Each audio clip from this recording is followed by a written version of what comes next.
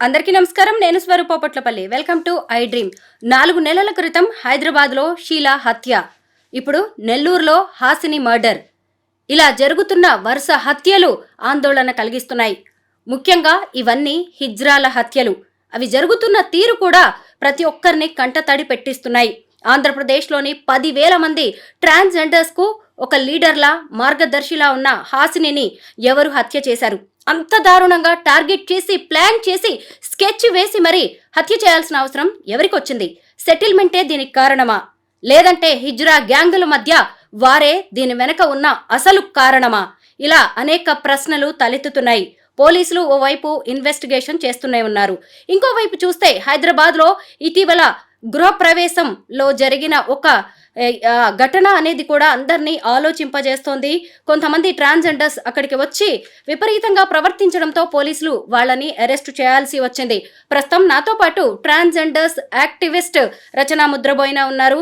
అసలు ట్రాన్స్జెండర్స్ అనేవాళ్ళు ఎలా ఉండాలి, సమాజం వారిని ఎలా చూస్తుంది, సమాజం పట్ల వారి బాధ్యత ఎంత అనేది రచనని అడిగి తెలుసుకుందాం. నమస్తే రచన. చూశారు కదా, హాసిని హత్య జరిగిన విధానం మాత్రం తీవ్ర కలత చెందేలాగే ఉంది. అసలు ఏం జరిగింది? ఎందుకంటే ఇన్ఫర్మేషన్ అంతా బయటికి రావట్లేదు. ఇది ట్రాన్స్జెండర్స్ హత్య కాబట్టి ఎవరు పెద్దగా పట్టించుకోరు. కానీ దీని వెనక భయంకరమైన పెద్ద కారణాలు ఉన్నట్టుగా తెలుస్తోంది. మీకు తెలిసిన నిజాలేంటి? మాకు అంటే ఇది అయినప్పుడు మర్డర్ అయినప్పుడు నైట్‌లో రిపోర్ట్స్ ప్రకారం 10 ఆ టైంలో జరిగింది నెల్లూరులోనే. తను ఒక గుడి కుంభాభిషేకం పొద్దునయింది. తను కూడా కుంభాభిషేకం చేసి శ్రీశైలం బయలుదేరి వస్తుంది. లాస్ట్ వీడియో కొన్ని గ్రూప్స్‌లో పోస్ట్ చేసింది తను. అయితే ఏపీ, తెలంగాణకు సంబంధించి ఒక గ్రూప్‌లో ఆ విషయం వచ్చిందని నాకు కాల్ వచ్చింది. నేను ఆ గ్రూప్‌లో లేను యాక్చువల్‌గా, క్విట్ అయ్యాను కొన్ని రోజులకి.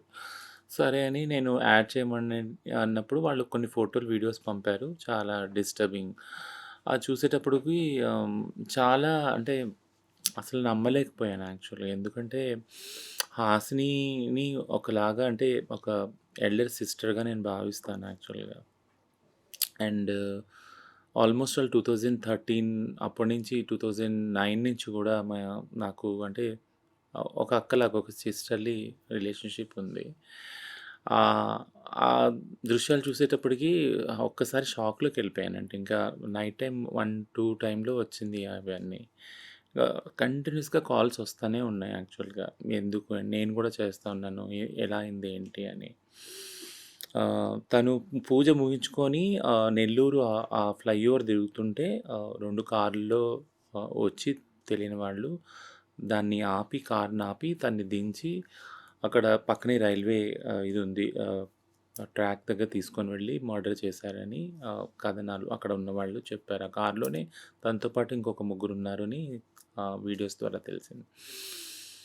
చాలా బ్రూటల్‌గా మర్డర్ చేశారు. అంటే ముందు మేము చూసిన 2, 3 ఫోటోలు మేము అనుకున్నాము ఇదెలా అయింది, ఏంటి మర్డర్ చేశారు సరే. 4, 5 తెల్లవారుజామున టైంలో కొన్ని భయంకరమైన ఫోటోలు గ్రూప్స్‌లో వచ్చినాయి, సర్క్యులేట్ అయినాయి. వేట కొడవలతోటి చాలా దారుణంగా అంటే దే స్లైస్డ్ యాక్చువల్లీ అనమాట. That's such a disturbing picture. ఎందుకంటున్నానంటే అంటే మేము మా తల్లిదండ్రులని అందరిని వదిలేసి అక్క చెల్లెళ్ళు ఇలాంటి ఒక ఒక ఒక మదర్లీ, ఒక సిస్టర్లీ లవ్ తోటి కమ్యూనిటీలో అక్కడే ప్రేమలు ఎతుక్కున్నాం మనం. అక్కడ దొరికినాయి మాకు ప్రేమలు. అలాంటి రిలేషన్షిప్స్లో ఉన్న మాకు సాటి కమ్యూనిటీ అక్క కానీ, సోదరు కానీ అలాంటి పరిస్థితుల్లో చూసినప్పుడు చలించిపోయాము. అంటే ఎందుకు చలించిపోయామంటే భయం, ఒకలా అంటే భయం. కన్నాళ్ళని అందరిని వదిలిపెట్టుకొని బయట ఒకళ్ళకొకళ్ళుగా జీవిస్తున్నప్పుడు ఇలా ఇంత దారుణంగా, ఇంత పగతోటి ఇలా చంపుతారా అని ఎంత పగుంది అనేది ఒకటి కనిపిస్తుంది ఆ హత్యలో, అంత దారుణంగా హత్య చేయటంలో. ఇంకోటేంటంటే తను కొద్దిగా టైంలోనే లీడర్‌గా ఎదిగింది. 7 సంవత్సరాల జర్నీ యాక్చువల్‌గా తనది. వెనక్కి తిరిగి చూసుకుంటే వ్యవస్థలో అంటే వితిన్ హిజ్రా వ్యవస్థలోనే అంటే ఏదైతే పవర్ కాన్ఫ్లిక్ట్ ఉంటుందో, పెద్ద, చిన్న దాన్ని దాటుకుంటా వచ్చి తనకంటూ ఒక లీడర్‌షిప్‌ని ఎమర్జ్ చేసుకుంటా వచ్చి ఒక ఏరియాలో, రాయలసీమలో ఒక లీడర్‌గా ఎదిగిన హాసినిని చూసినప్పుడు తనది almost only very small journey, 7 years. And చాలా చిన్న వయసు కూడా 33, 34 ఇయర్స్ అంతే. అలాంటి చిన్న వయసులో ఉన్న లీడర్‌ని అంత దారుణంగా చంపారు అనంటే, సో, అంటే ఎవరు చంపారు? దాని వెనక ఉన్న పాలిటిక్స్ ఏంటి అని పక్కన పెడితే, ఒక లీడర్‌లాగా ఎదిగిన వ్యక్తిని చంపడం ద్వారా ఆ కమ్యూనిటీకంతా ఒక మెసేజ్ ఏమవుద్దనంటే, జాగ్రత్త మీరు. అంటే మీరు సమాజంలో మీరు ఎంత ఎదిగినా గానీ, ఎంత మీరు పవర్‌ఫుల్‌గా తయారైనా గానీ, but we can erase you. మేము మిమ్మల్ని తుడిచిపెట్టగలము అని ఏదైతే మెసేజు భయంతో కూడిన మెసేజ్ వెళుతుందో, దట్ ఈస్ డిస్టర్బింగ్ యాక్చువల్లీ. అంటే మమ్మల్ని ఎవరు తుడిచిపెట్టలేరని కొన్ని తరాలుగా మా మా ముందున్న తరాల వాళ్ళు ప్రూవ్ చేస్తారు కదా! హిజ్రా కమ్యూనిటీ గాని ఎవరున్నా గానీ, మీరు మమ్మల్ని ఇళ్ళలోంచి గెంటేసినా, ఎక్కడ పనివ్వకపోయినా, ఏవి మాకు వసతులు కల్పించకపోయినా మేము ఉంటాము. మమ్మల్ని భూమి మీద నుంచి మీరు ఇరేజ్ చేయలేరు, తుడిచిపెట్టలేరని ఆ సమాజం చెప్పింది. ఆ కమ్యూనిటీ చెప్పింది మొత్తం సమాజానికి, సొసైటీకి. మా కమ్యూనిటీ. అట్లాంటి దానిలో ఇలాంటి లీడర్స్‌ని అటాక్ చేసినప్పుడు చాలా డిస్టర్బ్ అవుతాం. ఒక భయం ఆవరించేస్తది మొత్తం మాకు. So, we are all in still shock. ఇంకా ఎవరు చేశారు? దీని వెనకాల ఎవరున్నారు? అని ఇంకా అంటే వెతుకుతున్నారు. ఇన్వెస్టిగేషన్ అయితే చేస్తున్నారు పోలీసుల్ని. ఒక ప్రెస్ మీట్ కూడా పెట్టాలని డిసైడ్ చేశాము. దాని ద్వారా పోలీస్ డిపార్ట్మెంట్‌కి చెప్పేది ఏంటి అనంటే, ఫెయిర్ ఇన్వెస్టిగేషన్ చేయండి. ఎందుకు ఇలా చంపవలసొచ్చింది? ఎవరున్నారు దీని వెనకాల? ఇలాంటివి మళ్ళీ రిపీట్ కాకుండా చూడండి. మీరు చెప్పినట్టు తెలంగాణలో 'షీలా' మర్డర్ చూసినాక అందులో సేమ్ క్రూయాలిటీ, సేమ్ బ్రూటాలిటీ ఉంది. ఇప్పుడు 'హాసిని' చూసాక కూడా అదే బ్రూటాలిటీ, అదే హింస. So, this is all disturbing actually. Yeah! అసలు దీని వెనక ఎవరున్నారు? ఒక బేల్దారి మేస్త్రి ఉన్నాడు. అతను శ్రీకాకుళం నుంచి నెల్లూరుకి వచ్చి అక్కడ స్థిరపడి సెటిల్మెంట్లు చేసే వరకు వెళ్ళాడు. అతనే ఈ హాసిని మర్డర్‌కి కుట్ర పన్నాడు. ఇంకొకటేంటంటే హిజ్రా గ్యాంగుల మధ్య ఉన్న వార్ అనేదే దీనికి కారణం. పైగా ఇంకొకటేంటంటే హాసినిని చంపిన విధానం గురించి కూడా మనం మాట్లాడుకోవాలి. అలా చాప్ చేసి మరీ చంపాల్సిన అవసరం ఏంటి? ఆమె మీద ఎంత ద్వేషం, పగ, కక్ష ఉంటే ఇలా చేసి ఉంటారంటారు? హ్మ్. అంటే ఇప్పుడు ఇందులో నాన్ ట్రాన్స్ కమ్యూనిటీని అంటే ఇప్పుడు మీరు చెప్పినట్టు కొన్ని ఎగ్జాంపుల్స్ ఏదైతే మీరు క్లూస్ ఇచ్చారో, మగవాళ్ళనే వాడారు ఈ హత్య కోసము. వెనకాల హిజ్రా కమ్యూనిటీ పాలిటిక్స్ ఉన్నాయా? లేదా నాన్ హిజ్రా కమ్యూనిటీ పాలిటిక్స్ ఉన్నాయా? అనేది నేను పక్కన పెడతాను. ఎందుకంటే ప్రతి కమ్యూనిటీలో పాలిటిక్స్ ఉన్నాయి. ముఖ్యంగా హిజ్రా కమ్యూనిటీలో పాలిటిక్స్ వస్తే చంపుకునే దాకా వెళ్తారనే దాన్ని నేను ఎప్పుడూ అడ్వకేట్ చేయను. దాన్నెప్పుడు I won't buy that actually. ఎందుకంటే హిజ్రా కమ్యూనిటీ మొత్తం సమాజానికి ఒక ఎగ్జాంపుల్ ఏం చూపించిందంటే, ఎంత పెద్ద గొడవైనా గానీ, ఎవరినెవరిని తిట్టుకున్నా గానీ, ఎవరంటే ఎవరికి పగున్నా గానీ, ద్వేషం ఉన్నా గానీ, ఒక మాట అయినా గానీ కూర్చొని మాట్లాడుకుందాం ఫస్ట్.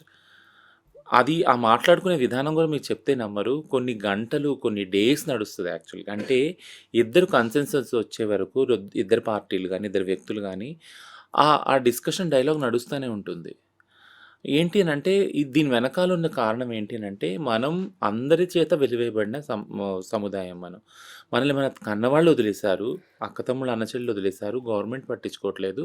బట్ మీరు నేను కొట్టుకున్నప్పుడు, మనం వితిన్ కమ్యూనిటీలో గొడవైనప్పుడు, మనం రాజీకి రావాలి ఎక్కడో అక్కడ. నువ్వు ఒక మెట్టు తగ్గితే నేను ఒక మెట్టు తగ్గుతా. నువ్వు ఒక మెట్టు ఎక్కితే నేను ఒక మెట్టు తగ్గుతా. ఇలా ఎక్కడో అక్కడ ఒక అండర్‌స్టాండింగ్‌కొచ్చి ఒకళ్ళొకళ్ళు సమన్వయంగా చేసుకునే పద్ధతి హిజ్రా కమ్యూనిటీలో ఉంది. దాన్ని చటాయి అంటాం యాక్చువల్‌గా. సో, అలాంటి విధానాన్ని మొత్తం సమాజానికి చూపించింది హిజ్రా కమ్యూనిటీ యాక్చువల్లీ. బట్ పగలు పెంచుకొని, ప్రతీకారాలు తీర్చుకొని, ప్రాణాలు తీసేంత వరకు హిజ్రా కమ్యూనిటీ వెళ్తుందంటే, I won't agree with that politics. ఇది సిస్ కమ్యూనిటీ పాలిటిక్స్ యాక్చువల్‌గా. నాన్ ట్రాన్స్ కమ్యూనిటీ ఆస్తుల కోసమో, లేదా ఇంకో దాని కోసమో, డబ్బుల కోసమో, దేనికోసమో, పదవుల కోసమో వాళ్ళు చేసుకుంటారేమో గానీ, మాకు అవివి లేవు కదా! మా సముదాయంలో ఉంది మేమే. మా తర్వాత కూడా మా వాళ్ళే ఉన్నారు. మేము ఏ ప్రాపర్టీ ఓన్ చేసినా అది మా వాళ్ళకే వెళ్తుంది. మేము ఏ నగలు కొనుక్కున్నా మా తర్వాత వాళ్ళు అది కట్టుకుంటారు. వాళ్ళు ఏ తల్లి కన్న బిడ్డలో కదా! వాళ్ళందరూ వచ్చి ఒక చోటకొచ్చినప్పుడు వాళ్ళకి ఫుడ్డు, ఒక షెల్టరు అన్నీ కల్పించేది మా సముదాయం కదా! అలాంటి దానిలో స్వార్థం అనేది ఎక్కడుంది అసలు? యాక్చువల్ లేదు. ఏదన్నా పొరపాటున ఏదన్నా మాట తూలి ఒక పెద్ద మాట, ఒక చిన్న మాట అయితే కూర్చొని మాట్లాడుకుంటాం గానీ, పగల దాకా వెళ్ళి, ప్రతీకార దాకా వెళ్ళి, ప్రాణాలు తీసుకునేంత పగలైతే మా సముదాయంలో ఉండవు. సో, ఇది మీరు చెప్పినట్టు ఖచ్చితంగా బయట ఏదైతే సముదాయం బయట ఏదైతే ఉన్నారో నాన్ ట్రాన్స్ వాళ్ళు, వాళ్ళ దగ్గర నుంచే వచ్చింది. బట్ నేనొకటి చెప్పేదేంటి అనంటే, ఒకవేళ ఇది నాన్ ట్రాన్స్ వాళ్ళ నుంచి వస్తున్నా గూడా, అంటే వాళ్ళకి ఇంకెవరు దొరకలేదా యాక్చువల్‌గా? అంటే ప్రతి ఒక వ్యక్తి సమాజంలో ట్రాన్స్ వాళ్ళని చూడంగానే ఒకలాంటి జాలి, ఒకలాంటి సింపతి, ఎంపతి వస్తుంది యాక్చువల్‌గా కదా! కరుణ, జాలి అయ్యో! వీళ్ళెవరూ లేరు వీళ్ళకి అనే జాలితోటే ఒక రూ. 10 తీసిచ్చినా ఇస్తారు వాళ్ళు. అడుక్కోటానికెళ్ళినప్పుడు అది. వీళ్ళనేమనకూడదు. ఎందుకంటే దేవుడు వీళ్ళతో ఉంటాడు. వీళ్ళ తల్లిదండ్రులు లేరు కాబట్టి వీళ్ళ మాట పడకూడదు మనము. దేవుడు వీళ్ళతోటి ఉంటాడెప్పుడు. ఎందుకంటే ఎవ్వరు లేనోళ్ళు కాబట్టి దేవుడు ఉంటాడని నమ్ముతారు. అలాంటి వాళ్ళని హత్య చేసేదాకా తీసుకొని వెళ్ళిన ఆ విధానము, ఆ క్రూరమైన విధానం ఒకటి, ఆ దురాశ గాని చూసినప్పుడు నాకొకటే అనిపిస్తుంది. ఇది అవసరమా? అంటే ఒకవేళ మర్డర్ చేసిన వాళ్ళని కూడా నేను క్వెషన్ చేసేదేంటంటే, అంటే మీకు మగాళ్ళను, ఆడోళ్ళను వేరే ఏదో చేస్తా ఉన్నారు. వాళ్ళలో పగలు, కార్పణ్యాలతో చేసుకుంటున్నారు. బట్ ఏ ఆధారము, ఏ రిలేషన్‌షిప్, ఏ ప్రేమ పొందని వాళ్ళ మీద మీరు ఇది చూపించడం అనేది ఎంత అమానవీయం ఎంత ఇన్‌హ్యూమన్ ఇది యాక్చువల్‌గా. సో, అలా చేయటానికి కూడా మీ హృదయం ఎంత కఠినంగా తయారైందని అనాలి యాక్చువల్‌గా. యాహ్! రచన మీకు హాసినితో పరిచయం ఉంది. మీ ఇద్దరు కాంటాక్ట్‌లో కూడా ఉంటారు కదా! ఎప్పుడైనా మీ కమ్యూనిటీ గురించి గానీ, బయట జరుగుతున్న రాజకీయాల గురించి గానీ, హాసిని మీతో షేర్ చేసుకోవడం అనేది జరిగిందా? తనకి థ్రెట్ ఉందని ఎప్పుడైనా చెప్పిందా మీకు? ఎప్పుడూ షేర్ చేసుకోలేదు. ఎప్పుడు షేర్ చేసుకోలేదు. ఎప్పుడు మేము కలిసిన చాలా అంటే చాలా ఫ్యూ ఇన్సిడెంట్స్‌లో ఏదైనా మీటింగ్స్‌లో కలిసాం. ప్లాట్‌ఫార్మ్స్‌లో, కాన్ఫరెన్స్‌లో అట్లా కలిసాము. తను వచ్చేది రాయలసీమ నుంచి, నేను వెళ్ళేదాన్ని తెలంగాణ నుంచి. కలిసినప్పుడల్లా తను ఎప్పుడు కూడా నేను నా కమ్యూనిటీ అంటే నేను వచ్చే జియోగ్రఫికల్ ఏరియా నుంచి తెలంగాణ నుంచి గానీ, తను రాయలసీమ గురించి కూడా షేర్ చేసుకునేవాళ్ళం. అంటే షేర్ చేసుకునేవాళ్ళం అంటే ఏం ప్రోగ్రెస్ అవుతుంది. ఒకే విషయంలో మా ఇద్దరికి డిస్కషన్ అయ్యేది. "నువ్వు గవర్నమెంట్‌ని ఏం అడుగుతున్నావు చెల్లి" అని తను అడిగేది నేను. "నువ్వు గవర్నమెంట్‌తో ఎలా పనిచేస్తున్నావు అక్క" అని నేను అడిగేదాన్ని. ఎందుకంటే ఏ లీడర్స్ మధ్యన అలాంటి హెల్తీ డైలాగ్ అవసరం. నేను ఇలా చేస్తున్నాను, ఇంకా ఎలా చేయొచ్చు అని తను అడిగేది. నేను ఇది చేస్తాను అప్డేట్ చేసేదాన్ని యాక్చువల్‌గా. ఈ డిస్కషన్ తప్పించి నా వెనకాల అంటే మన కమ్యూనిటీలో ఇంత రైవలరీ ఉంది, లేకుంటే ఇంకోటవుతుంది, భయంగా ఉంది, ప్రాణహాని ఇది ఎప్పుడు కూడా ఎక్కడ కూడా తను షేర్ చేసుకోలేదు. She has been so confident అంటే చాలా కాన్ఫిడెంట్‌గా పవర్‌ఫుల్‌గా ఎదిగిన లీడర్ కాబట్టి ఆమె మీద ఆమెకు విశ్వాసం చాలా ఉండేది యాక్చువల్‌గా.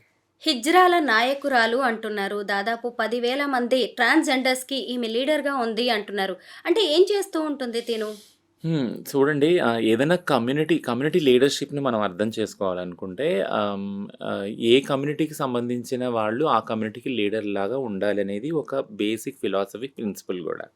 ఎందుకు అనేది నేను రీజన్ చెప్తాను. ఎందుకు అనంటే ఆ కమ్యూనిటీ వాళ్ళు కాకుండా వేరే కమ్యూనిటీ వాళ్ళు ఒకవేళ లీడర్‌షిప్ వహించారనుకో, నాయకత్వం వహించారనుకో, బయట వ్యక్తుల యొక్క స్వార్థం. వాళ్ళు ఏదో ఒక స్వార్థంతోటి ఏదో ఒకటి ఆశించి అక్కడికొస్తారు. దాంతో వాళ్ళ అవసరాలు తీరుతాయి గానీ, ఈ కమ్యూనిటీ అవసరాలు తీరవు. ఎందుకు చెప్తున్నానంటే కమ్యూనిటీ అన్నదానికి అర్థం అది. హిజ్రా కమ్యూనిటీ ఉందనంటే అందులోనే లీడర్స్‌ని ఎంచుకొని పైకి రావటం అనేది అది న్యాచురల్‌గా జరిగింది అది ప్రాసెస్. హాసిని కూడా అలాగే ఎమర్జ్ అయ్యింది. అంతమంది మీరు అంటున్నట్టు 10,000 మంది, 20,000 మంది ఆమెని ఎన్నుకున్నారు లీడర్‌గా. మా నాయకురాలను ఎన్నుకున్నారు యాక్చువల్‌గా. ఎన్నుకొని ఆ లీడర్‌షిప్ తోటి పైకొచ్చింది ఆమె. సో, లీడర్‌గా ఉన్న వాళ్ళకి ఖచ్చితంగా అది ఏ లీడర్ అయినా చూడండి, ఏ సముదాయంలో కూడా ఒక పొలిటికల్ పార్టీ తీసుకున్న, ఇంకోటి తీసుకున్న ఖచ్చితంగా ఒకలాంటి వ్యతిరేకత, ఒకలాంటి క్రిటిసిజాన్ని ఫేస్ చేస్తారు ప్రతి ఒక్క లీడర్. అది హాసిని కూడా ఫేస్ చేసింది. బట్ లీడర్‌గా ఎన్నుకోబడింది. మెయిన్ ఫ్యాక్ట్ అంటే తను ఒక లీడర్‌గా ఎన్నుకోబడింది. ఆ సముదాయం ద్వారా ఎన్నుకోబడింది. తను నాన్ కమ్యూనిటీ కాదు కదా! అదే హిజ్రా కమ్యూనిటీ సముదాయంలో అదే తను హిజ్రా లాగానే స్టార్ట్ చేసింది తను. తన కెరీర్ ఒక చిన్న హిజ్రా లాగా ఒక గురువు కింద ఇప్పుడు లీడర్ లాగా ఎమర్జ్ అయ్యింది యాక్చువల్‌గా. సో, 7 సంవత్సరాలు ఈ గత 7 సంవత్సరాలు అంతకు ముందు నుంచి కూడా హిజ్రా సిస్టమ్‌లో 7 సంవత్సరాల్లో చాలా పని చేసింది. మీరు వీడియోలు చూడండి. అంటే ఎప్పుడైతే గవర్నమెంట్ ఇదే చంద్రబాబు నాయుడు గారు గవర్నమెంట్ ఉన్నప్పుడు పెన్షన్ స్టార్ట్ అయినాయి. అప్పుడు తను వోకల్‌గా బయటకొచ్చి వీడియోస్ చేసి మాకు పెన్షన్ స్టార్ట్ అయినాయి అని ఫస్ట్ పెన్షన్ తనే తీసుకుంది ఏపీలో యాక్చువల్‌గా. సో, అది కూడా వీడియో ఉంది తనది యాక్చువల్‌గా. సో, అక్కడ మొదలుకొని ఇల్లు గానీ, పెన్షన్ గానీ, ఎంటర్‌ప్రెన్యూర్‌షిప్ అదే లోన్స్ ఏవైతే ఉన్నాయో వేరు వేరు వృత్తులు చేయటానికి గానీ, ఇవన్నిట్లికి గూడా ఆమె ఒక కేంద్ర బిందువై ఉంది యాక్చువల్‌గా కమ్యూనిటీకి అందటానికి యాక్చువల్‌గా. సో, ఇవన్నిటిని సంబంధించి చాలామంది అన్‌ఎడ్యుకేటెడ్ ఉన్నారు కాబట్టి, చదువు లేని వాళ్ళు ఉన్నారు కాబట్టి హిజ్రా సముదాయంలో వాళ్ళందరూ వాళ్ళ లీడర్ దగ్గరికి అప్రోచ్ అయ్యేవాళ్ళు. ఒక పెన్షన్ గురించి కానీ, ఒక ట్రాన్స్‌జెండర్ ఐడీ కార్డ్ గురించి కానీ, ఆమె హెల్ప్ చేసేది సపోర్ట్ సిస్టమ్ ద్వారా. ఇక అపోజిషన్ అంటావా, క్రిటిసిజం అంటారా, అది ప్రతి ఒక్క లీడర్ ఫేస్ చేసేదే యాక్చువల్‌గా.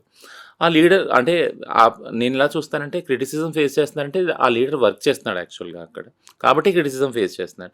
ఏం పని చేయని లీడర్లు క్రిటిసిజం ఫేస్ చేయరు కదా. సో బట్ కానీ అది పగలాగా వస్తుంది అనేది మాత్రం ఎప్పుడు తను ఎక్స్ప్రెస్ చేయలేదు, నేను మేము అనుకోలేదు కూడా. ఇది పగగా తయారవుతుంది, తన చుట్టూ ఒక ఎన్వైర్న్మెంట్ ఉంది అని మేము కూడా ఎప్పుడు అనుకోలేదు. సో ఇది ఒక షాక్ యాక్చువల్గా. షాక్ ప్లస్ ఒక మెసేజ్ ఏంటి అంటే, సో ఇప్పుడు లీడర్షిప్ పొజిషన్లో ఉన్న వాళ్ళందరికీ కూడా ఈ రిస్క్ ఉంది. ఎవరైతే లీడర్స్గా ఉన్నారో, ఎవరైతే కమ్యూనిటీ గురించి పనిచేస్తున్నారో అందరికీ రిస్క్ ఉంది యాక్చువల్గా. యా ప్రవల్లిక, దీపికా బోనం, షీల, ఇప్పుడు హాసిని. నేను మీ కమ్యూనిటీని దగ్గరగా గమనిస్తున్న ఈ కొద్ది రోజుల్లో, కొద్ది కాలంలోనే ఇంతమంది ట్రాన్స్జెండర్స్ హత్యలకు గురయ్యారు. ఒక్కొక్కళ్ళకి ఒక్కో రకమైన రీజన్ ఉంది ఈ మర్డర్స్ వెనక. ముందుగా మనం ఈ షీలా గురించి మాట్లాడుకుందాం. షీల సెక్స్ వర్క్ కోసం వెళ్ళి హత్యకు గురైంది ఇదే హైదరాబాద్లో. అసలు మీ కమ్యూనిటీ వాళ్ళు సెక్స్ వర్క్ ఎందుకు చేస్తారు? నిజం మాట్లాడుకోవాలి అంటే నేను పెద్దగా మీరు సెక్స్కి పనికిరారు. అక్కడికి వెళ్ళిన తర్వాత ఆ బుక్ చేసుకున్న వాళ్ళు డిసప్పాయింట్ అవ్వడమో ఇంకేమైనా కారణాలో అవి హత్యలకు దారి తీస్తున్నాయి. ఇప్పటికైనా ఇందులో ఉన్న వాళ్ళని మీరు ఆ పని వద్దు, వదిలేయండి అని మీరేమన్నా చెప్పే అవకాశం ఉందా? కౌన్సిలింగ్ ఇచ్చే ఛాన్స్ ఉందంటారా? అంటే ఒక విషయం క్లారిటీ అంటే, షీల సెక్స్ వర్క్కి వెళ్ళి అవ్వలేదు మర్డరు. ఉదయమే భిక్షాటనకి వెళ్ళింది. అక్కడి నుంచి తీసుకొని వెళ్ళారు. యాక్చువల్లీ కిడ్నాప్ అయింది తను. సో సెక్స్ వర్క్ కోసం వెళ్ళింది ప్రవల్లిక 2015లో. ఓకే. హాట్స్పాట్లో ఒక గ్యాంగ్ తోటి తీసుకొని వెళ్ళి మర్డర్ చేశారు యాక్చువల్గా. రెండిట్లో హింస ఉంది ఇప్పుడు. ఎస్. అంటే ఒక పాయింట్ ఆఫ్ టైంలో సెక్స్ వర్క్లో ఉన్న వాళ్ళని ఎక్కువగా టార్గెట్ చేసేవాళ్ళు. ఎందుకంటే విత్ ఇన్ కమ్యూనిటీలో కూడా సెక్స్ వర్క్ చేసిన వాళ్ళకి ఏమైనా ప్రాబ్లం వచ్చినా పట్టించుకోరు. ఎందుకంటే కమ్యూనిటీ ఏమంటారంటే, మీరు ఆ పని చేస్తున్నారు కదా, చెడ్డ పని చేస్తున్నారు, మేము మిమ్మల్ని పట్టించుకోండి. బట్ కానీ ఇప్పుడు 2022లో సుప్రీంకోర్టే చెప్పింది సెక్స్ వర్క్ని ఒక ప్రొఫెషన్గా గుర్తించండి అని. అందులో ఉన్న బాధలు వీటన్నీ చూసి సుప్రీంకోర్టే జడ్జిమెంట్ ఇచ్చింది యాక్చువల్గా. సో అది పక్కన పెడితే భిక్షాటంలోకి వెళ్తున్న షీలాని తీసుకుని వెళ్ళి మర్డర్ చేశారు, క్రూయల్గా మర్డర్ చేశారు. మనం దాని గురించి కూడా మాట్లాడుకున్నాం. థింగ్ ఏంటంటే, ఒకటి ఎప్పుడు కూడా గవర్నమెంట్స్ మేము చెప్పేది ఏంటంటే, సేఫ్టీ, సెక్యూరిటీ ఏదైతే హిజ్రా ట్రాన్స్ కమ్యూనిటీకి ఉందో దీనికి సంబంధించి మీరు ఏమి స్టెప్స్ తీసుకున్నారు యాక్చువల్గా. ఇప్పుడు అంటే ఒకళ్ళు చనిపోయేంత వరకు వచ్చిందంటే, అది చనిపోయేది లాస్ట్ స్టెప్ మన కళ్ళకు కనిపించేది. దాని వెనక ఎంతో వైలెన్స్ అయ్యాక అట్ ద ఎండ్ వాళ్ళు చంపడానికి ట్రై చేస్తున్నారు, చంపుతున్నారు యాక్చువల్గా. షీలా విషయంలో కూడా నేను చెప్పాను, 8 నెలలు 1 సంవత్సరం నుంచి కూడా మా వాళ్ళని పట్టుకొని దొరికిన వాళ్ళు దొరికిన చోట బ్లేడ్లతోటి, కత్తులతోటి బెదిరించి, కోసి, మొబైల్స్, గూగుల్ పే, ఫోన్పేల ద్వారా ట్రాన్స్ఫర్ చేసుకోవటం, ఉన్న డబ్బులన్నీ, బంగారం ఇవన్నీ చేస్తున్నారు. ఆ హింస అన్నీ. బట్ అది రిపోర్ట్ చేసినా కానీ అది రిపోర్ట్గా ఇది అవ్వలేదు, దాన్ని సీరియస్గా తీసుకోలేదు. బట్ ఎప్పుడైతే ఇలాంటి క్రైమ్ సీరియస్గా తీసుకోలేదో, బాడీలీ హార్మ్ జరుగుతుంది కదా, బాడీని రక్తసిక్తం చేస్తున్నారు. అట్లాంటి దాన్ని సీరియస్గా తీసుకున్నప్పుడు ప్రాణం తీసేంత వరకు అది దారి తీసింది యాక్చువల్గా. సో ఇప్పుడు మీరు అన్నట్టు దీపిక కానీ, ప్రవల్లిక కానీ, హంస అని ఇలాంటి చాలామంది మర్డర్స్ ఏవైతే ఉన్నాయో, సెల్ఫ్ హార్మింగ్స్ ఏదైతే ఉన్నాయో, ఇవన్నీ సేఫ్టీ మెజర్స్ తీసుకోకపోవటం వల్ల గవర్నమెంట్ ట్రాన్స్జెండర్ వాళ్ళకి ఇవి వస్తున్నాయి యాక్చువల్గా. 2020లో national crime records bureau NCRB data ప్రకారము, యూ వోంట్ బిలీవ్, ఇంత క్రైమ్ జరుగుతుంది కదా, ట్రాన్స్జెండర్ వాళ్ళు పట్ల జరిగిన క్రైమ్ రేషియో ఎంతో తెలుసా మీకు? 0.006. అది ఈవెన్ 1 కూడా కాదు, 0.006. ఎంత తక్కువ యాక్చువల్గా. అంటే ఇన్ని లక్షల జనాభా ఉన్న భారతదేశంలో అంత మాత్రమే క్రైమ్ జరుగుతుంది వాళ్ళతోనే. అంటే మనం కానీ డైలీ వింటున్నాం క్రైమ్ జరుగుతుంది, ఇక్కడ జరుగుతుంది, అక్కడ జరుగుతుంది అని. సో ఏంటినంటే, డేటా జనరేట్ అవ్వట్లేదు. డేటా జనరేట్లు అవ్వట్లేదంటే దీన్ని ఒక అనాలిసిస్ చేసినప్పుడు డేటా జనరేట్ అవ్వట్లేదు. ఎందుకు అవ్వట్లేదు? వెళ్ళి కంప్లైంట్ పెట్టట్లేదు. కంప్లైంట్ పెట్టినా దాన్ని FIRగా తీసుకురావట్లేదు. FIR తీసుకున్నా దాన్ని ఫాలో అప్ చేయట్లేదు, వాళ్ళ మీద చర్యలు తీసుకోవట్లేదు. So justice delayed is justice denied. ఎప్పుడైతే న్యాయం చేయరో ఆ సముదాయానికి అన్యాయం చేయటమే దాన్ని అంటారు అనమాట. సో అదొకటి. అన్యాయానికి న్యాయం జరగలేదు. రెండోది ఏంటంటే, సేఫ్టీ మెజర్స్ తీసుకోవట్లేదు. మీరు అన్నట్టు భిక్షాటన లేదా సెక్స్ వృత్తుల నుంచి బయటకు తీయచ్చు, అడగాలి కూడా గవర్నమెంట్ని. అడిగినప్పుడు బేసిక్ అమ్యూనిటీస్ ఉన్నాయి కదా, ఫుడ్ కానీ, షెల్టర్ కానీ ఇవన్నీ. అవన్నీ ఫస్ట్ క్రియేట్ చేసినప్పుడు ఆ స్పేస్ ఆటోమేటిక్‌గా అక్కడ వెకేట్ చేసి ఇక్కడికొచ్చేస్తారు. ఎవరికీ కూడా మీరన్నట్టు మనం ఇంతకుముందు మాట్లాడుకున్నాం. ఎవరు కూడా ట్రాన్సిషన్ అయిన వాళ్ళకి ఎవరు కూడా నేనెళ్ళి నా బుళ్ళమ్ముకోవాలి అని అసలు ఇదే ఉండదు. చాలా యావగింపుగా ఉంటదసల. నేనెళ్ళటం ఏంటి అని. అడుక్కోవటం కూడా ఒకళ్ళ ముందు చేయి చాచి అడుక్కోవడం ఏంటి? ఆత్మాభిమానం అమ్ముకొని, చంపుకొని అనేదే ఉంటది మాకు గూడా. అడగకూడదనే ఉంటుంది. బట్ కానీ గవర్నమెంట్ ఏం చేయాలి? మాకొక రేషన్ కార్డ్ ఇచ్చి, మాకొక ఇల్లిచ్చి, మీకు ఇక్కడ ఉన్నాయి సదుపాయాలు అన్నప్పుడు ఖచ్చితంగా అక్కడ ఆ భిక్షాటన గాని, సెక్స్ వర్క్‌కి వెళ్ళటానికి మాకు గూడా మనసొప్పదు కదా! వేరే పనుల మీద మా ధ్యాస పెడతామని. సో, ఇది ఎన్ని సార్లు చెప్పాలి? ఎన్ని ప్లాట్‌ఫార్మ్స్‌లో ఎన్ని విధాలుగా చెప్పాలి యాక్చువల్‌గా. అది నేననేది. అంటే కాంపిటీషన్ ఉంది సమాజంలో.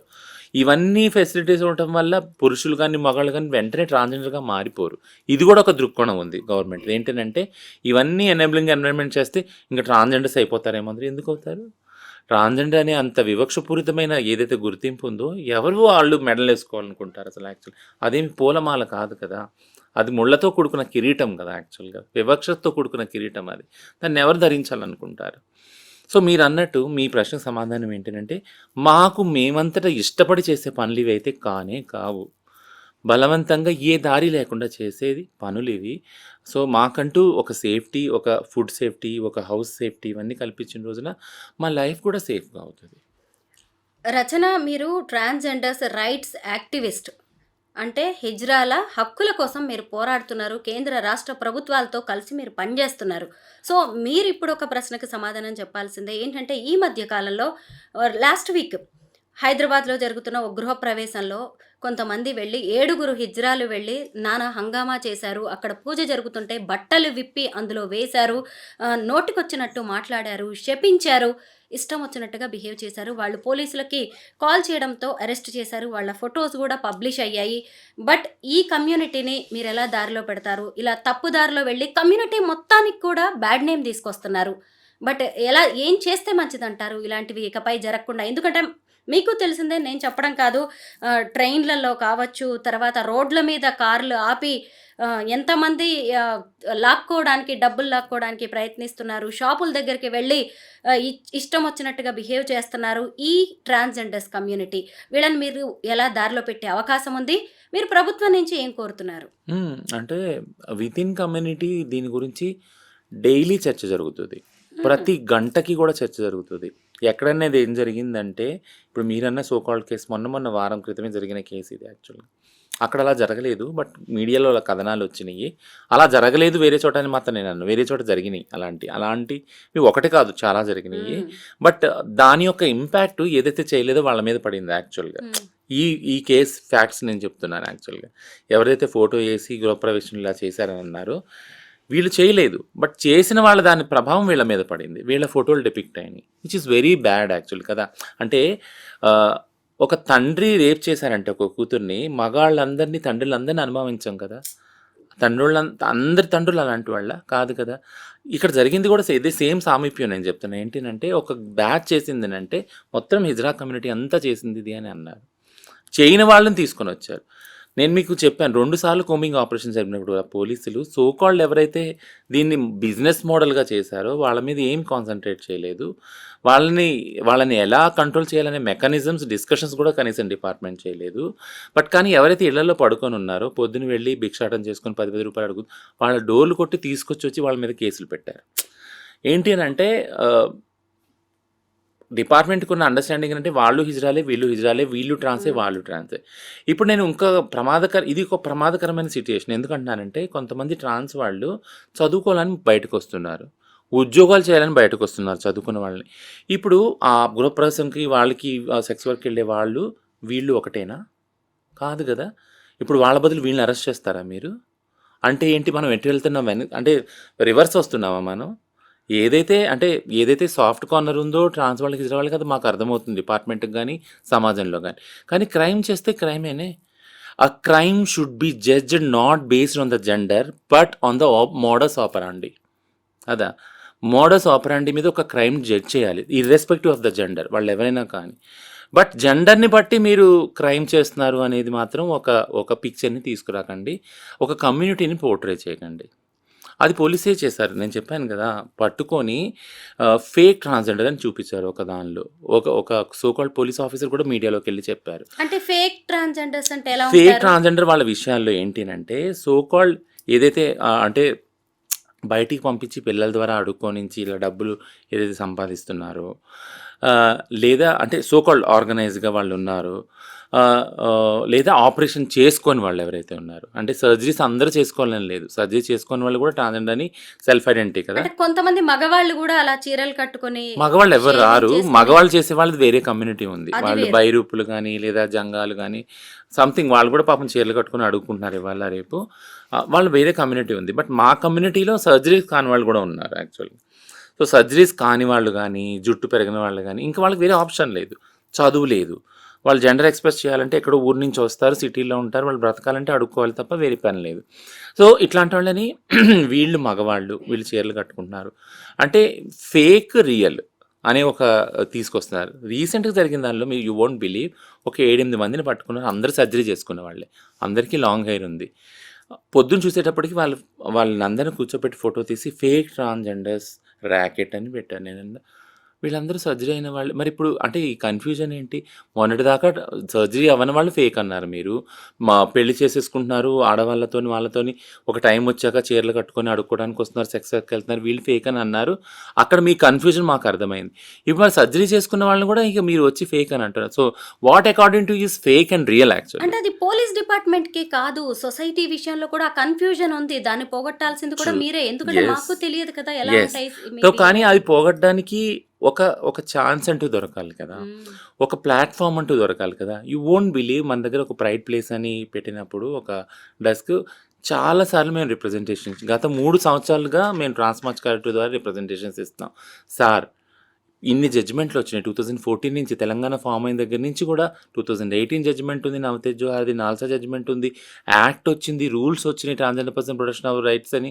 వీటిలన్నిటికి ఎప్పుడు సార్ మీ డిపార్ట్మెంట్ ఇంకా ఓరియంటేషన్ చేసేది, తెలుసుకునేది? మీరు వెళ్ళి ఈరోజు సీ టు బీ ఫ్రాంక్ ఈరోజు మీరు ఫేక్ అని అంటున్నారు. This is a contempt of Supreme Court judgment NALSA versus Union of India. అంటే ఒక వ్యక్తిని సర్జరీ కాకుండా మీరు ట్రాన్స్ అని మేము బిలీవ్ చెయ్యము అని అంటున్నప్పుడు you are going against the judgment. ఎందుకంటే సుప్రీం కోర్టే చెప్తా ఉంది ఏంటంటే ఒక వ్యక్తి ట్రాన్స్జెండర్గా గుర్తించుకోవడానికి సెల్ఫ్ ఐడెంటిటీ ముఖ్యం కానీ సర్జరీ ముఖ్యం కాదు. If anyone is forcing them that is illegal అని క్లియర్గా చెప్పేసింది supreme court. Then you are contempting the supreme court verdict కదా! ఇది ఎక్కడి నుంచి వస్తుందో మాకు అర్థమవుతుంది. You have to take time. అసలు ఈ కమ్యూనిటీ ఏంటి, ఎంత డైవర్సిటీ ఉంది, క్రైమ్ ఎందుకు జరుగుతుంది, దీనికి కారణాలు ఏంటని మేము అర్థం చేసుకోవాలి కదా! సో, మీరు ఇంకా నాల్సా గురించి సెన్సిటైజ్ అవ్వలేదు. ఇప్పుడు సుప్రీం కోర్ట్ వచ్చి సెక్స్ వర్క్‌ని కూడా ఒక ప్రొఫెషన్ అంది 22లో. మరి దీని గురించి ఎప్పుడు ఓరియంటేషన్ అవుతుంది మీకు? అందులో చాలా ఇన్‌స్ట్రక్షన్స్ అంటే ఇంటరిమ్ ఆర్డర్ ఇచ్చింది సుప్రీం కోర్టు. ఏమనందంటే దీన్ని ఒక ప్రొఫెషన్‌గా గుర్తించండి. వీళ్ళ పట్ల జరిగే క్రైమ్‌ని ఇప్పుడు నేను వస్తున్నా మీ పాయింట్‌కి. వీళ్ళ పట్ల జరిగే క్రైమ్‌ని మీరు రిజిస్టర్ చేయండి. వాళ్ళ మీద యాక్షన్ తీసుకోండి ఇవన్నీ అన్నారే. మీకు ట్రాన్స్ అంటేనే అర్థం అవ్వలేదు. ఇంక సెక్స్ వర్క్ అనేది చాలా దూరం ఉంది అండర్‌స్టాండింగ్‌లో. యాహ్! మీ వల్ల సొసైటీకి జరుగుతున్న ఇబ్బంది, సొసైటీ వల్ల మీరు పడుతున్న ఇబ్బందులకి ఎంతో కొంత పరిష్కారం చూపించడానికి ఇప్పుడు తెలంగాణ ప్రభుత్వం ట్రాన్స్‌జెండర్స్‌కి కూడా పోలీస్ జాబ్ ఇవ్వాలని నిర్ణయించింది. త్వరలో నోటిఫికేషన్ కూడా రాబోతుంది. మీ కమ్యూనిటీ నుంచి దీనికి వస్తున్న రెస్పాన్స్ ఏంటి? ఎలా ఫీల్ అవుతున్నారు మీరు? చాలా హ్యాపీ ఫీల్ అయ్యారు. ఎందుకంటే ఈ సీఎం గారు అది డిక్లేర్ చేయంగానే కాల్స్ వచ్చినాయి నాకు యాక్చువల్. ఇది ఎట్లా అవుతుంది రచనమ్మ? ప్రొసీజర్ చెప్పండి. నోటీస్ వస్తుందా? అదా? ఇదా? అనేసి. అన్నాను yeah! We will wait actually. దీన్ని అనౌన్స్ అయితే చేస్తారు కదా! దీనికి ఖచ్చితంగా నోటిఫికేషన్ జియో ఏదోటి వస్తది. మనం అందరం అప్లై చేసుకోవచ్చు. దాని గైడ్‌లైన్స్ కూడా లేఔట్ చేస్తారు ఖచ్చితంగా అనేసి మొన్న రాహుల్ గాంధీ గారు వచ్చినప్పుడు కూడా నాకు ఛాన్స్ దొరికింది మాట్లాడటానికి.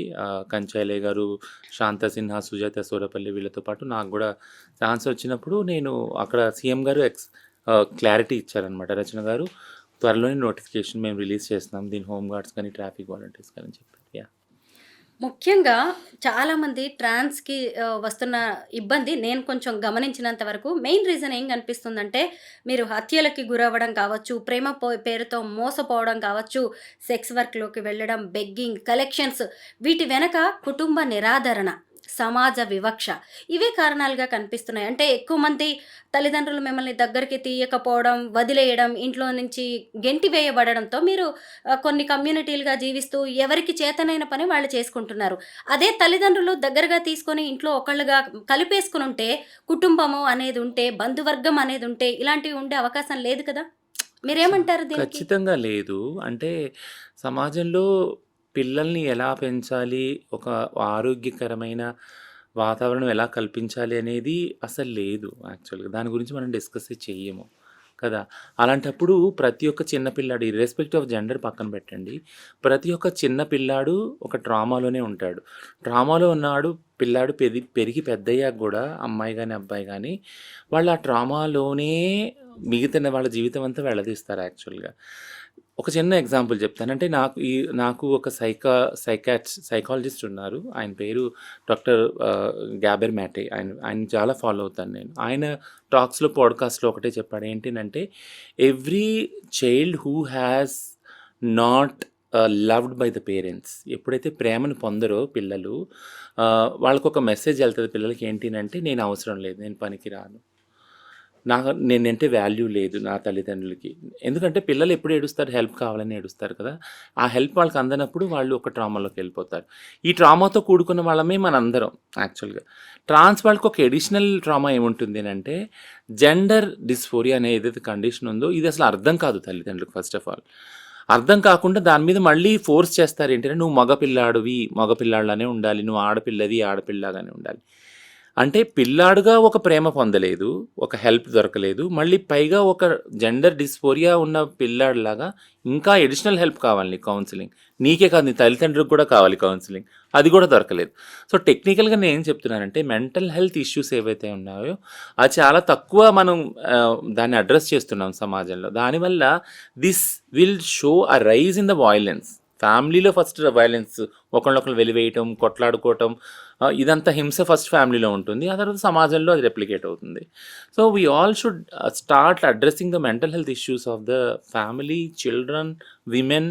ఎందుకంటే ముఖ్యంగా విమెన్, చిల్డ్రన్ ఎక్కువ కాన్సంట్రేట్ చేయాలంటాము. ఆ తర్వాత ఎల్‌జిబిటిక్యూ వాళ్ళు. ఎందుకంటామంటే వాళ్ళ పట్ల పితృస్వామ్య వ్యవస్థలో వాళ్ళ ట్రామాస్‌ని అసలు కోపప్ చేసే టైమే ఇవ్వదు సమాజం. ఏంటంటే, మనం పొద్దున్న లెగిస్తే పరిగెడతాం కదా! మనం ఇంట్లో వంట చేయాలి, బట్టలు, పిల్లలు, ఇవంతా వేరు వేరు ఆటిలో ఉంటాం మనం. సో ఒకటి నేను ఎండ్ చేస్తాను దీన్ని ఏంటంటే, సమాజం ఎప్పుడు కూడా పిల్లల్ని, మహిళల్ని హ్మ్. ఖామోష్ చేయటం, అంటే చుప్‌గా ఉండటానికి ఫోర్స్ చేస్తది. అదొక అప్రెసివ్ బిహేవియర్ సమాజంలో ఉంది. ఎందుకనంటే, మీరెప్పుడైనా గమనించారా? ఆడవాళ్ళు గాని, పిల్లలు గాని, చిన్న పిల్లలు గాని, ఆడవాళ్ళు గాని ఏడుస్తా ఉన్నారనుకో, వాళ్ళకి చటుక్కున ఏదన్నా ఒకటి తీసుకొచ్చి వస్తువు చూపించామంటే వెంటనే దాని వైపు తిరగటము, అటు తిరిగిపోయి మాట్లాడటం చేస్తారు. అంటే ఎంత నిష్కల్మషమైన మనసు ఉంటది వాళ్ళిద్దరిది. ఈ నిష్కల్మషమైన మనసు పితృస్వామ్య వ్యవస్థలో మగవాళ్ళకి చాలా హాని జరుగుద్దని వాళ్ళని ఎప్పుడు అప్రెస్ చేస్తా ఉంటారనమాట. సో మనందరం చేయవలసింది ఏంటంటే, ట్రాన్స్‌జెండర్ వ్యక్తులకి ముఖ్యంగా మెంటల్ హెల్త్ సపోర్ట్ చాలా ముఖ్యం. సో ఒక కౌన్సిలింగ్ హెల్ప్ లైన్ ఒకటి క్రియేట్ చేస్తే ఈ సూసైడ్స్ గానీ, సేఫ్టీ ఇష్యూస్ గానీ, హెల్త్ ఇష్యూస్ గానీ అన్నీ అడ్రెస్ చేయొచ్చు. యాహ్! ఫైనల్‌గా నాకొక్క విషయం ఏమర్థమైందంటే, ట్రాన్స్‌జెండర్స్ విషయానికొచ్చేసరికి కుటుంబం దగ్గరే ముఖ్యంగా మార్పు రావాలి. తల్లిదండ్రులు తమ పిల్లల్లో ఏదైనా మార్పు గమనించారు అంటే, ఎంతకీ ఆడ, మగ ఈ రెండిటికి తల్లిదండ్రులు కూడా కన్ఫైన్ అవ్వాల్సిన అవసరం లేదు. ఇంకొక వర్గం కూడా ఉంది. అది మన పురాణాల నుంచి కూడా వచ్చింది. తప్పదు. అంటే మన బిడ్డకి ఏదైనా జబ్బొస్తేనో, ఏదైనా ప్రాణాంతకమైన రోగమొస్తే వదిలేయం కదా! దీన్ని కూడా అలా చూసి, దీన్ని కూడా అలా మీరు కన్సిడర్ చేసి హాస్పిటల్స్, ట్రీట్మెంట్ అన్ని ఇప్పించాల్సిన అవసరం మాత్రం తల్లిదండ్రులతోనే ఉంది. మిగతా బిడ్డలతో సమానంగా వీళ్ళని కూడా పెంచినప్పుడు ఖచ్చితంగా వీళ్ళు సైడ్ ట్రాక్ పట్టే అవకాశం ఉండదు. సమాజం పాలిట వీళ్ళు ఏదో నిరోధక శక్తులుగానో, ఏదో అసాంఘిక శక్తులుగా మారే అవకాశం మాత్రం ఉండదు. ఖచ్చితంగా కుటుంబం, ఆ తర్వాత బంధువర్గం, సమాజం వారిని దగ్గర తీసుకుంటే ఎంతోమంది జీవితాలు బాగుపడతాయి. థ్యాంక్ యూ రచన. ట్రాన్స్‌జెండర్స్‌కి సంబంధించి చాలా మంచి విషయాలని మీరు చెప్పారు. సమాజానికి కూడా చాలా క్లారిటీ ఇచ్చారు. Thank you so much.